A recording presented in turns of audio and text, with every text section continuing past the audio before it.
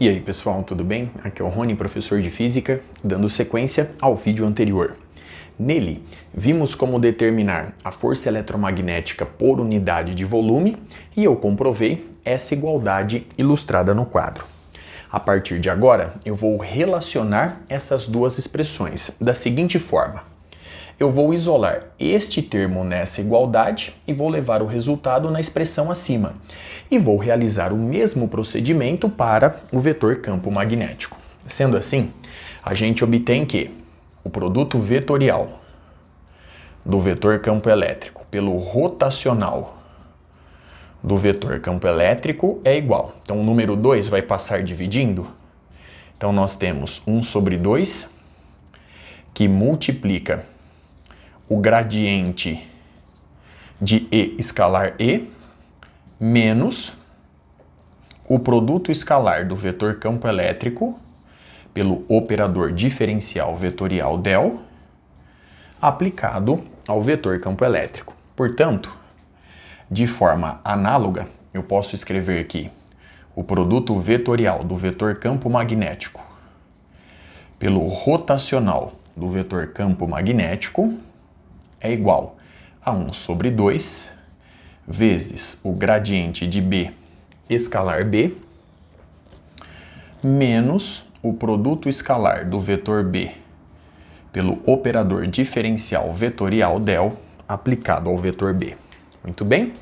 Sendo assim, eu posso escrever agora o seguinte: a força eletromagnética por unidade de volume fica dada por ε0, que multiplica. Então, nós temos o divergente do vetor campo elétrico vezes o vetor campo elétrico. Agora, observe o seguinte. Este termo é dado por essa expressão, portanto, o sinal negativo está fazendo a distributiva. Logo, eu vou obter mais E produto escalar com o operador diferencial vetorial del aplicado ao vetor campo elétrico. Muito bem. Já já eu vou introduzir este termo nessa igualdade. Portanto, aqui eu fecho colchetes, mais 1 sobre μ0, que multiplica. Então, nós temos o divergente do vetor B vezes o vetor B. Muito bem. Pelo mesmo raciocínio, nós temos agora este termo aparecendo aqui. O sinal negativo faz a distributiva, portanto, mais B, produto escalar com o operador diferencial vetorial del aplicado ao vetor B. Eu vou fechar colchetes e agora eu vou introduzir esses dois termos na expressão abaixo. Perceba o seguinte. O sinal de menos faz a distributiva, portanto, esse termo é negativo e esse termo é negativo.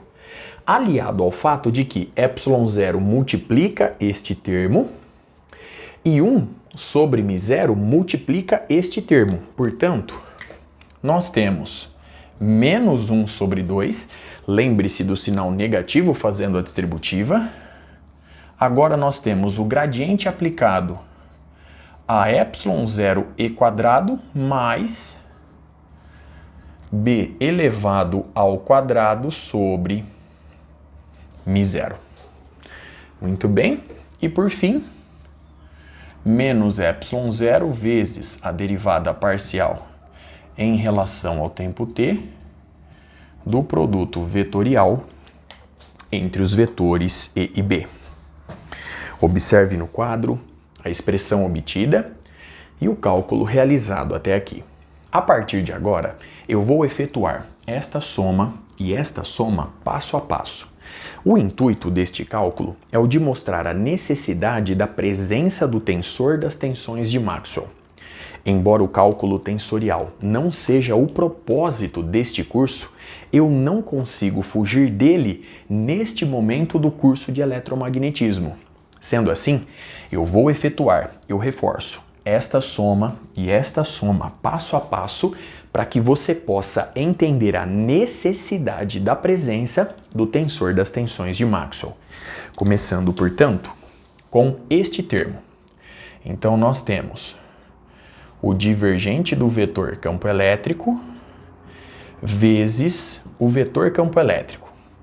O divergente do vetor E é dado por del EX mais del EY mais del EZ del Z. Tudo isso multiplicando o vetor campo elétrico, que é EX I versor, mais EY J versor, mais EZ K versor. Sendo assim, o divergente do vetor campo elétrico vezes o vetor campo elétrico fica dado por... Então agora eu vou aplicar este termo a cada uma das componentes. Portanto, nós temos agora, na direção I versor, EX del X mais EX del Y mais EX del EZ del X. Tudo isso I versor. Agora, pelo mesmo raciocínio, EY del EX del X mais EY del EY del Y, muito bem, mais EY del EZ del Z. Tudo isso J versor. Observe o termo obtido, mais, pelo mesmo raciocínio, agora nós temos EZ del EX del X mais EZ del EY del Y mais EZ del EZ del Z. Tudo isso na direção K versor. Observe no quadro a expressão obtida e o pequeno cálculo realizado até aqui. Vamos agora para este termo. Esse cálculo já foi feito no vídeo anterior, mesmo assim, eu vou reforçá-lo neste vídeo. Então, nós temos o produto escalar do vetor E pelo operador diferencial vetorial del aplicado ao vetor E. Então, aqui nós vamos ter EX I versor mais EY J versor mais EZ K versor, produto escalar com o operador diferencial vetorial del. Então, del X I versor, del Y J versor, del Z K versor. Tudo isso aplicado ao vetor campo elétrico. Então, agora nós temos, pela definição do produto escalar, EX del X mais EY del Y mais EZ del Z, muito bem, aplicado ao vetor campo elétrico. Então, aplicado a EX I versor mais EY J versor mais EZ K versor. Sendo assim, o produto escalar do vetor E pelo operador diferencial vetorial del aplicado ao vetor campo elétrico é dado por... Então, perceba o seguinte, eu vou aplicar este termo a EX I versor, vou somar com este termo aplicado a EY J versor e vou somar com este termo aplicado a EZ K versor. Então, na direção I versor, nós temos EX del EX del X mais EY del EX del Y mais EZ del EX del Z. Tudo isso I versor. Mais, agora repetindo o raciocínio para EY J versor. Então, nós temos EX del EY del X, muito bem, mais EY del EY del Y, mais EZ del EY del Z J versor. Mais, então agora nós temos EX, observe, del EZ del X, muito bem, mais EY del EZ del Y, mais EZ del EZ del Z, todo este termo na direção K versor. Portanto, observe os dois resultados obtidos e os cálculos realizados até aqui. Para dar sequência, eu vou arrumar um espacinho no quadro, já estou de volta. Dando sequência, observe no quadro a expressão da força eletromagnética por unidade de volume e os resultados obtidos há pouco. Agora, vamos efetuar a soma aqui ilustrada e estender o resultado para o vetor campo magnético. Observe esta soma na direção inversor. Perceba que nós temos EX del X somado com ele mesmo. Portanto, nós vamos obter 2EX del EX del X. Eu posso escrever este termo como sendo a derivada parcial em relação a x de EX elevado ao quadrado. Muito bem? Agora, observe este termo. Nós temos EX del EY del Y, muito bem, somado com EY del EX del Y, del EX del Y. Perceba que este termo nada mais é do que a derivada parcial em relação a y do produto EY EX. Pelo mesmo raciocínio, observe esta soma. Nós temos EX del EZ del Z somado com EZ del EX del Z. Muito bem, observe mais uma vez a soma.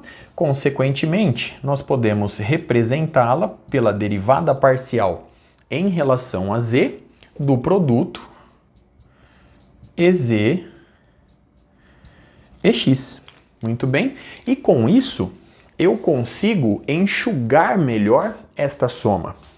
Vamos agora fazer o mesmo raciocínio na direção J versor.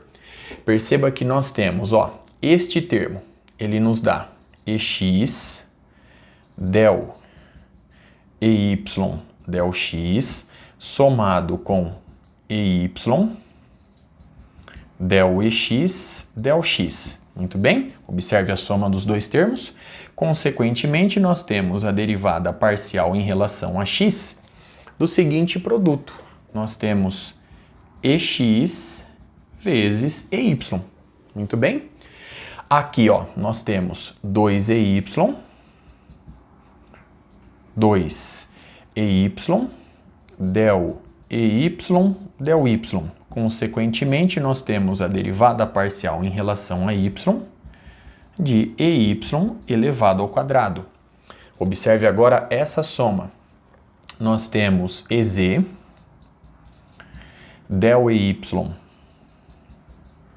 del Z, muito bem, somado com EY del EZ del Z, EY del EZ del Z. Perceba que nós temos a derivada parcial em relação a Z do seguinte produto, EZ vezes EY. Muito bem? Observe os resultados obtidos e os cálculos realizados até aqui. Vamos continuar efetuando a soma passo a passo. Então agora na direção K, observe essa primeira soma. Nós temos EX del EZ del X mais EZ del EX, del X. Portanto, nós temos a derivada parcial em relação a x do produto EX, EZ. Muito bem? Observe o resultado obtido. Agora, ó, nós temos EY, essa soma, del EZ, del Y, somado com EZ, del EY, del Y. Então, nós temos a derivada parcial em relação a y do produto EY, EZ. E, por fim, aparece aqui nessa soma 2 vezes EZ, del EZ, del Z, e, portanto, nós temos a derivada parcial em relação a Z do produto EZ, EZ.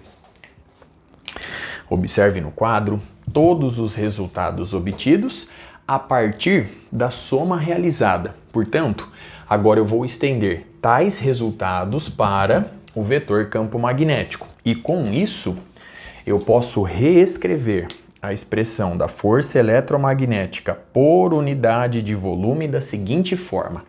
Então vamos lá. Essa soma aqui se encontra. Então nós temos ε0 multiplicando. Então vamos lá. Esta soma. Então nós temos na direção inversor tais resultados. Então vamos lá. Eu tenho del x de EX vezes EX, eu vou deixar dessa forma, mais, então agora, del y,